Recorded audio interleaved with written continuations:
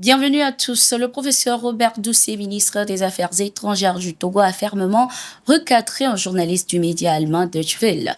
Ce dernier interrogeait le chef de la diplomatie togolaise sur l'unité du peuple africain, notamment après le retrait des pays de la Confédération AES de la CEDEAO. Sans mâcher ses mots, Robert Doucet a répondu, je cite, « Est-ce que cela vous regarde, ce qui se passe dans les pays du Sahel? Quand j'ai dit, en quoi cela vous concerne-t-il? Ce n'est pas à vous, mais à Deutsche Welle. Ce qui se passe dans les pays du Sahel, au Togo ou dans un autre pays, en quoi cela regarde-t-il un pays ici? Je voudrais vous dire, il faut respecter la souveraineté de chaque pays. Ces pays ont décidé de s'unir dans une alliance, celle des États du Sahel. En tant que ministre des Affaires étrangères du Togo, moi, je respecte leur souveraineté car on ne se mêle pas de ces affaires. Fin de citation.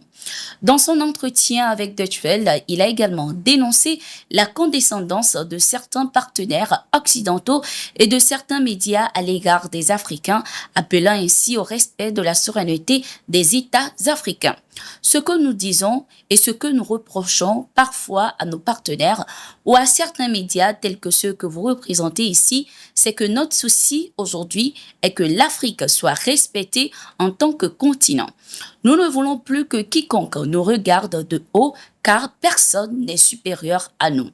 Nous parlons en termes d'égalité, on parle d'humanité. L'humanité que nous partageons, l'humanité quantienne. Je suis, vous êtes, je suis, et c'est dans cette altérité que vous et moi existons comme individus. Nous devons travailler ensemble, a-t-il précisé. Cet entretien du ministre des Affaires étrangères du Togo intervenait à l'occasion d'un symposium sur les 140 ans de la conférence de Berlin sur l'Afrique. En République démocratique du Congo, la ministre des Affaires étrangères, Thérèse Wagner, a dénoncé l'inaction de la communauté internationale face au conflit qui secoue l'est du pays causé par le groupe rebelle M23 avec l'appui du Rwanda. Nous voyons beaucoup de déclarations, mais nous ne voyons pas d'action.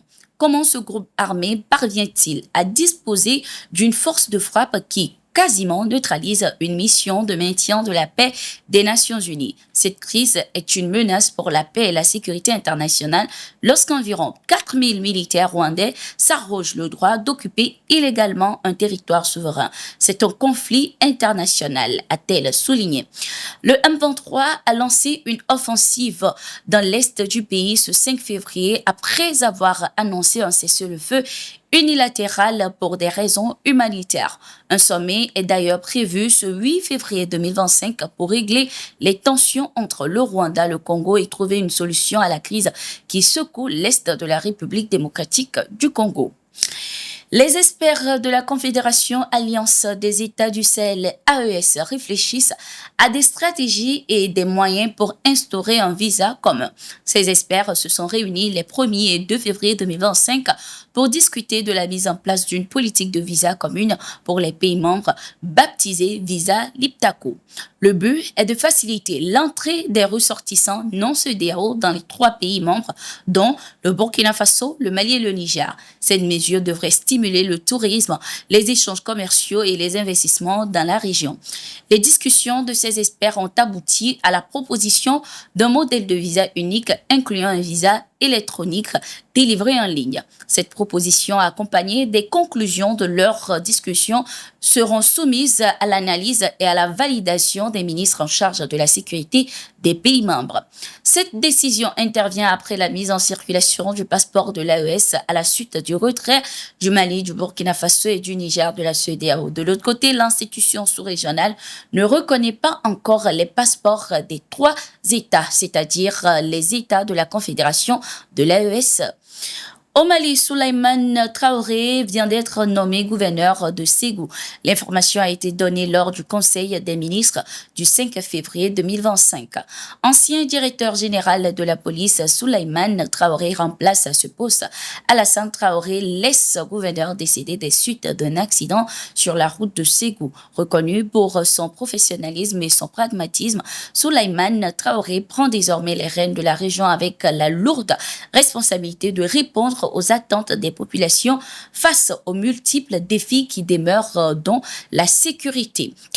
Direction le Niger, plusieurs terroristes ont été neutralisés lors des opérations menées dans le cadre des missions de sécurisation du territoire par les forces de défense et de sécurité. Selon les informations, l'armée a été alertée de l'interception de 2 véhicules par des terroristes sur l'axe Ngegim-Bilabrim dans la région de Difa à l'extrême est. Les forces de défense et de sécurité ont rapidement lancé une patrouille pour traquer les assaillants. Ces derniers ont été neutralisés et leur matériel récupéré par la même occasion. Ainsi s'achève cette édition. Merci d'être resté avec nous. Nous sommes en continu sur nos différentes plateformes et sur notre site d'information, le www.toafrica.com.